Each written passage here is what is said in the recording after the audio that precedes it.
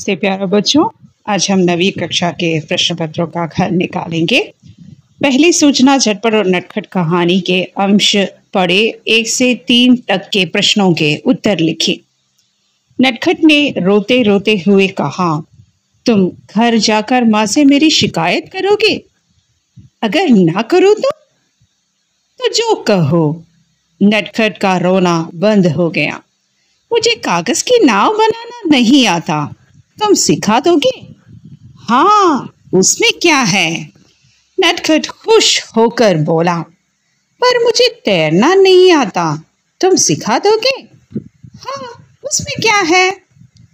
तो इसका पहला सवाल है, नमूने के अनुसार लिखे। नटखट रोता है। उस वाक्य को नटखट रो रहा है बदलकर लिखा है। माँ सुनती है, उसे आपको लिखना है माँ सुन रही है। माँ सुन रही है। तो इसका उत्तर रहेगा यानी सुनती को आपको बदलना होगा सुन रही है। ओके, दूसरा सवाल है, कागज की नाव बनाना कौन सिखाएगा? तो इस अनुच्छेद से हमें पता चलता है कि कागज का नाव बनाना किसे आता है? किसे आता है? नटखट को आता है। तो कौन सिखाएगा? नटखट ही सिखा पाएगा। किसको? झटखट को। ओके, तीसरा सवाल है, नटखट ने अपने अनुभव बताते हुए मित्र के नाम पर पत्र लिखा। नटखट का पत्र कल्पना करके लिखें। ये 4 अंक का सवाल है, तो इसके लिए आपको पहले पत्र का प्रारूप यानी उसका पत्र का स्थान लिखना है और उसके बाद नेक्स्ट लाइन पे आपको दिनांक लिखना है। ये सभी राइट साइड पे होंगे, तो लेफ्ट साइड पे आके आप लोग सैल्यूटेशन लिखेंगे, प्रिय मित्र। उसके बाद एक कोमा डालेंगे, तो नेक्स्ट लाइन पे आकर बीच में से आप शुरुआत करेंगे, तुम कैसे हो? मैं ठीक हूँ। घर में सब कैसे हैं? इन सब बातों को आप लोग पहले पैराग्राफ में लिखेंगे। तो दूसरे पैराग्राफ में आप क्या कहेंगे? मैं तुम्हें ये पत्र एक खास बात बताने के लिए लिख रहा हूँ। तुम्हें पता है नटखट आज क्या हुआ? मैं तो नदी में पाँव फिसल कर फैल गई थी और नदी के धारा के साथ में भी बहते बहते जा रहे थे। तभी झटपट ने देख लिया। भैया नहीं देखा होता तो मैं आज स्वर्गवास हो जाता। क्या कहूँ, पहले बार मुझे लगा कि मुझे माँ और भैया का बात सुनना है। उन दोनों के बात नहीं सुनेंगे तो आगे भी मेरे जीवन में खतरा है। प्रिय मित्र, तुम भी याद रखना, कभी भी अपने बड़ों का आदर करना मत भूलना। उनका कहना हमें हमेशा मानना चाहिए। तो ये सब थे मेरी बातें। इतना कहकर आप क्या कर सकते हैं? इस खत को कंक्लूड कर सकते हो अंतिम पैराग्राफ को के रूप में। मम्मी पापा को मेरा प्रणाम कहना, छोटों को मेरा प्यार देना, वापसी पत्र की प्रतीक्षा में, वैसे लिखकर आप तीसरा पैराग्राफ या तीसरा अनुच्छेद इसमें ख़त्म कर सकते हो। और अंत में आपको सैल्यूटेशन लिखना है, तुम्हारा प्रिय मित्र। हस्ताक्षर के स्थान पर नटखट नाम लिखकर हस्ताक्षर डाल सकते हो और अंत में नटखट नाम लिखना है। उसके बाद लेफ्ट साइड पे आप नाम और पता लिखकर छोटा सा बॉक्स खींचेंगे। पूरे पत्र को भी एक बॉक्स में डालेंगे। ओके, उसका एक क्वेश्चन था, वो एक कहानी की इस घटना के आधार पर पटकथा का दृश्य लिखें। आप लोग तो जानते ही हैं, पटकथा लिखने के लिए हमें पहले दृश्य विधान बताना है। यानी नदी में बहते नटखट को बचाने के बाद नटखट और झटपट के बीच का वार्तालाप या बातचीत, दृश्य विवरण वही है। तो हो गया पात्र 2 ही पात्र आते हो, एक तो नटखट, दूसरा तो झटपट। उनका आयु वो तो तुम्हें पता ही है। और क्या है, उसका यूनिफॉर्म है दोनों, यानी स्कूल से वापस आ रहे हैं तो वेशभूषा यूनिफॉर्म रहेगा, और शाम को वापस आ रहे हो तभी तो समय क्या है, 3:30 बजे या 4 बजे लिख सकते हो। और दोनों के बीच में आपस में बातचीत भी लिखना है, तभी आपको पूरा 4 अंक मिलेगा। दूसरी सूचना है, गांधी जी की घड़ी चोरी चली गई। इस लेख का अंश पढ़कर 4 और 5 के उत्तर लिखें। अंश कुछ इस प्रकार है। आखिर माउंटबेटन ने पूछा कि क्या बात है। गांधी जी बोले, इस कूलर को प्लीज बंद कर दीजिए, मुझे सर्दी लग रही है। इस तरह अपनी शान दिखाने का पहला मौका वायसराय ने से छीन गया। खैर, बातें होती रहीं, लेकिन गांधी जी ने कोई खास रुचि नहीं ली। 14 सवाल है, मुझ में निहित सर्वनाम कौन सा है? मुझे में निहित सर्वनाम कौन सा है? यानी मुझे को देखने से ही आपको पता लगता है कि उसमें कोई क्या है, परसर्ग या प्रत्यय नहीं लगा हुआ है ना? तब तो वो किसका ही रहेगा? को का ही रहेगा। मैं प्लस को, इसमें सर्वनाम ही सिर्फ पूछा है, तब तो हम क्या कहेंगे? उसका सर्वनाम में है। और 5वां सवाल, उपर्युक्त संदर्भ के आधार पर गांधी जी और माउंटबेटन के बीच की संभावित बातचीत लिखे। तो संदर्भ आपको बताने की बातचीत है, वार्तालाप है, तब तो क्या है, आपको आपस में माउंटबेटन और गांधी जी के बातों को लेकर करना है। जैसे कि माउंटबेटन गांधी जी को या गांधी जी की जो अनमनेपन को देखकर माउंटबेटन को देख, क्या बात है? तो गांधी जी की और डोर का, इस कूलर को जरा बंद कर दीजिए, मुझे ठंड लग रही है। तो माउंटबेटन, क्यों, क्या हुआ?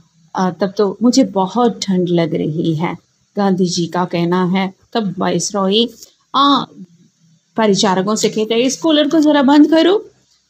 तो माउंटबेटन मन ही मन होते हैं, खैर बातें तो होते ही रहेंगे, आगे आगे उनका दिल जीत लेंगे।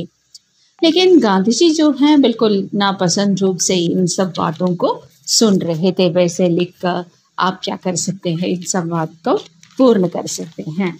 और अगला सूचना है, कब तक? कविता की पंक्तियां पढ़े और 6 से 8 तक के प्रश्नों के उत्तर लिखें। कब तक कविता की पंक्तियां हैं। कब तक जोहते रहोगे अपनी पहचान जानने के लिए दूसरों का मुँह, और कब तक आसरे में रहोगे कि कोई आए और तुम्हारे लिए लड़े। कब तक कविता किसकी रचना है? ए जहां चैया जैसा सवाल है। वंदना टेटे की कविता है कब तक। समान आशय वाली पंक्तियां चुनकर लिखे। ऐसे प्रतीक्षा मत करो कि तुम्हारे लिए संघर्ष करने कोई आएगा। कब तक जोहते रहोगे अपनी पहचान जानने के लिए दूसरों का मुँह। वो 3 लाइन आपको लिखना है। कवि और कविता का परिचय देते हुए इन पंक्तियों का आशय लिखे। पहले के पैराग्राफ में आपको कवि के बारे में बताना है। आधुनिक हिंदी कवि के प्रमुख कवि है वंदना टेटे। उनकी कविता है कब तक। इसमें अपना पहचान खुद बनाने का संदेश देते हुए एक कविता लिखा गया है। इस तरह कहकर आप क्या कर सकते हैं, पहले पैराग्राफ को अंत कर सकते हो और दूसरे पैराग्राफ में जैसे कि ऐसी प्रतीक्षा मत करो कि तुम्हारे लिए कोई संघर्ष करने के लिए आएगा। कब तक दूसरों के आश्रय में रहोगे, कोई आए कि वो तुम्हारे लिए लड़ेंगे और तुम्हारे किस्मत को बदलेंगे। ये आपको दूसरे पैराग्राफ में लिखना है। कविता की भाषा बहुत साधारण सी भाषा है, मगर फिर भी उसमें तीखे व्यंग्य के साथ खुद को, हर एक व्यक्ति को अपने आत्मसम्मान की बात रखने की बात इसमें कवि ने कहा है। और साथ में ये भी बताना है कि इसमें जो शब्दों का प्रयोग किया है वो बिल्कुल कविता के अनुकूल हैं और कविता बहुत ही प्रासंगिक भी है। इतना कहने पर कविता का आशय जो है पूरा हो जाएंगे, आपको 4 अंक मिल जाएगा। और अगला सूचना है, राजा और विद्रोही नाटक का ए अंश पढ़े और 9 से 11 तक के प्रश्नों के उत्तर लिखें। सेनापति, आज मेरे पास कोई अधिकार नहीं है महाराज। राजा, न्यायाधीश, ऐसे बदमाशों को तुम सजा क्यों नहीं देते? न्यायाधीश, इसलिए कि न्याय इन्हीं के हाथ में है और इनके साथ पूरी सेना भी है। आप भी अब खामोश रहिए, राजमुकुट उतार दीजिए, जनता की भीड़ में मिल जाइए। नवा सवाल है, किसने राजा से मुकुट उतारने को कहा? किसने राजा से मुकुट उतारने को कहा था? न्यायाधीश। सिर्फ आपको वही लिखना है। 10वां सवाल है, न्यायाधीश जनता को सजा क्यों नहीं देता है? न्यायाधीश के शब्दों में ही है, न्याय जनता के पास है और राजा जो है यहाँ पे अन्याय कर रहे हैं, इसलिए न्यायाधीश जनता को सजा नहीं दे पा रहे हैं। इतना कहकर आपको 2 मार्क्स पूरा मिल जाएंगे। 11वां सवाल है, संकेतों की मदद से राजा के चरित्र पर टिप्पणी लिखें।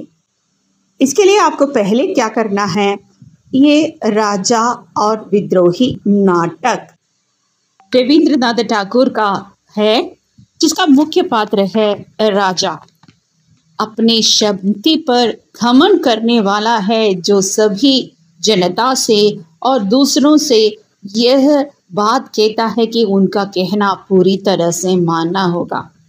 और चापलूसी पसंद करने वाले हैं, क्योंकि वो कभी भी नहीं सोचता कि वो हक के या सत्य के या न्याय के पक्ष में खड़े हो क्या नहीं, ये भी नहीं सोचते।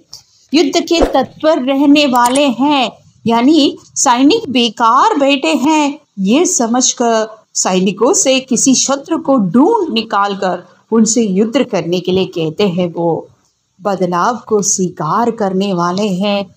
ये पॉइंट के लिए आप बता सकते हैं कि राजा से जब राजमुकुट को छीना गया, हेम से उन्होंने सबसे पहला कहा था कि यानी जो राजचारण के पद पर जो आसीन है ना, उस पद को मिटा दो। और इस प्रकार वो बदलाव को स्वीकार करने के लिए बिल्कुल तैयार रहने वाले एक व्यक्ति हैं। इसके लिए अथवा क्वेश्चन था, सही मिलान करे। राजचारण क्या करते हैं? राजा की चापलूसी करता है। राजेन ने जितेन को अपना मंत्री बनाया। हेम राजा के प्रति विद्रोह का नेतृत्व करता है। जनता हेम के पक्ष में है। ये सब बात लिखने का आपको 4 अंक मिल जाएंगे। अगली सूचना है, बोनसाई कविता की पंक्तियां पढ़े। 12वां और 13वां के उत्तर लिखें। तुमने आंगन से खोदकर मुझे लगा दिया सुंदर गमले में, फिर सजा लिया घर के ड्राइंग रूम में। हर आने जाने वाला बड़ी हसरत से देखता है और धीरे धीरे मैं बोनसाई में तब्दील हो गई। यहाँ परिवर्तित शब्द के अर्थ में प्रयुक्त शब्द कौन सा है? दूसरा ऑप्शन है तब्दील।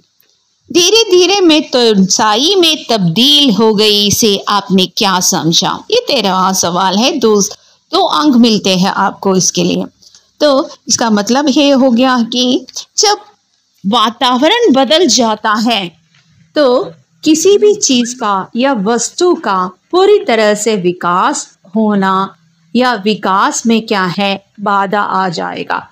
बाधा आ जाने पर हर व्यक्ति को या पौधे को या उसका पूर्ण विकास नहीं होता।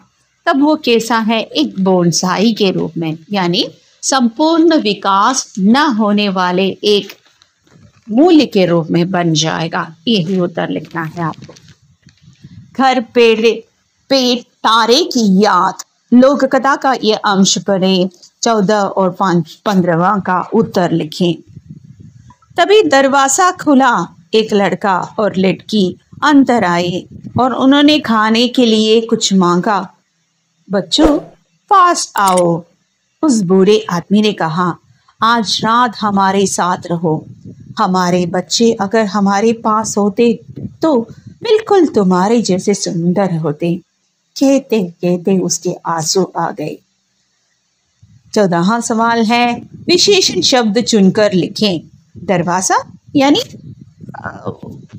डोर, लड़का आनकुटी, बूढ़े प्रायमाया, आंसू कण्णनीर। അപ്പൊ അതില് ഏതാണ് വിശേഷണമായിട്ട് വരിക?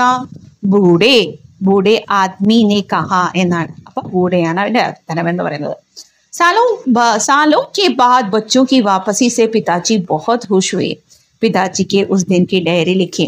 तो आप जानते हैं कि डायरी लिखने की प्रथा क्या है। आपको राइट साइड पे आप क्या है, दिनांक लिखेंगे, यानी ഡേറ്റ് എഴുതും.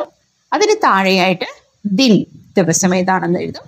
അതിനുശേഷം നമ്മൾ എന്താ പറയുക, पिताजी तो बहुत खुश हैं, आज मेरे लिए तो ये बहुत खास दिन है। वैसे आप डायरी का शुरुआत करेंगे कि क्या है, मैं तो सोच रही थी कि मैं अपने बच्चों को आगे कभी भी नहीं मिलेंगी, मगर अचानक जब मेरे ही बच्चे मेरे सामने आ गए, मेरे जीवन का जीना संपूर्ण हो गया। ऐसे लिखकर आप डायरी लिख सकते हैं। कई बच्चे आज युद्ध के शिकार हैं। संकेतों की मदद से लड़ाई की किसी समस्या का समाधान नहीं विषय पर लिख लेंगे। तब आप क्या कर सकते हैं, एक हेडिंग दे सकते हो, लड़ाई किसी समस्या का समाधान नहीं है। लड़ाई किसी व्यक्ति से की जाए या किसी दूसरे देश से, वो समस्या या दुख ही उत्पन्न होती है। तो लड़ाई से अशांतिपूर्ण जीवन हर दोनों भागों को चेतना पड़ता है, यानी उनको चैन नहीं होता या उनके जीवन में कभी ये विश्वास नहीं रहता कि हम लोग सुरक्षित हैं। बुनियादी सुविधाओं का नाश, यानी उस पॉइंट को लेकर आप बता सकते हो कि बुनियादी आवश्यकता जो है हमारे लिए सबसे पहले खाने की आवश्यकता है। कृषि सब उद्योगों का नाश होते हैं इन युद्धों की वजह से। तब तो पूरी तरह से खाना मिलना तो क्या है, मुश्किल की बात है। और उसके बाद हमें क्या चाहिए, अपना घर चाहिए। तो युद्ध के दौरान इन घर सब मिट जाते हैं और अपने ही घर को छोड़कर उन्हें भागना पड़ते हैं। बीमारियों का फैलाव, जैसे कि हम लोग जानते हैं कि लोग जब एक साथ होकर जीना शुरू करते हैं तो बीमारियां जल्दी फैल जाएंगी। ऐसे लग कर सकते हैं। इसका राजा और विद्रोही नाटक का ये अंश पढ़े और 16 और 18 तक के प्रश्नों के उत्तर लिखे। हेम, राजैन कहता है हम राजा बनेंगे। वो खुद को सबसे बलवान मानता है, मगर मैं ऐसा नहीं समझता। मती, ये सिर्फ खेल हैं। राजैन के राजा बनने में खर्च क्या है, बाद में तुम्हारे भी राजा बनने की बारी आएंगे। 16वां प्रश्न है, कौन अपने को सबसे बलवान मानता है? सबसे बलवान मानने वाले कौन हैं? राजैन है सही सहाय उत्तर। वाक्यों को आगे बढ़ाए, यानी शब्द पिरामिड है। राजैन राजा का अभिनय करता है। पहला वाक्य रहेगा, नाटक में राजैन राजा का अभिनय करता है। 18वां सवाल है, मार्च 27 विश्व थिएटर दिवस है। इस अवसर पर आपके विद्यालय में हिंदी क्लब के नेतृत्व में राजा और विद्रोही नाटक का मंचन होने वाला है। इसके लिए पोस्टर तैयार करें। तो आप क्या कर सकते हो, राजा और विद्रोही नाटक हेडिंग में दे सकते हो और विश्व मार्च 27 को विश्व थिएटर दिवस पर समय, देन कहाँ पर स्थान लिखना है और उसके बाद आपको क्या करना है, किसके नेतृत्व में है, अवतरण हिंदी क्लब के द्वारा। इतना कहकर आप क्या कर सकते हो, उस पोस्टर को बंद कर सकते हो।